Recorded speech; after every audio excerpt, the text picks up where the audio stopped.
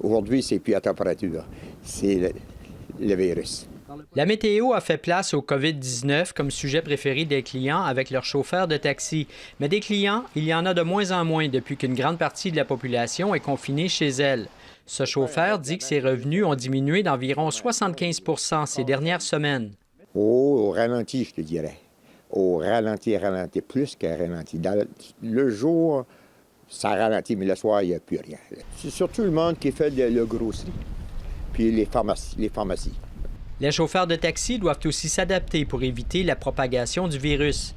La santé publique recommande de faire monter les clients sur la banquette arrière seulement. Non, jusqu'à date, ça fait une semaine, j'ai ça, là, j'ai pas eu de problème. Aucun problème. Elle recommande aussi de nettoyer et désinfecter régulièrement les poignées de porte, les accoudoirs et les ceintures de sécurité. Ça, je le fais, tout ça, j'ai des désinfectants dans mon auto, et là, puis je me nettoie les mains. Celui qui est copropriétaire de People's Taxi prend aussi d'autres précautions. Je porte pas de masque, je porte des gants quand je débarque à la pharmacie, chercher des boîtes, amener ça dans les foyers, on en fait beaucoup. Et ce n'est pas tout. J'ai installé en arrière un plexiglas entre moi et mes clients. Et puis, mes clients sont bien satisfaits de ça. Autre recommandation de santé publique, ne prendre qu'un client à la fois, ce qui s'annonce problématique si ça devient une obligation selon Luc Noël. Je ne sais pas comment est-ce que les gens vont réagir, là, mais qu'on est rendu là.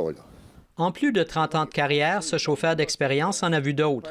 Mais la situation actuelle commence à l'inquiéter.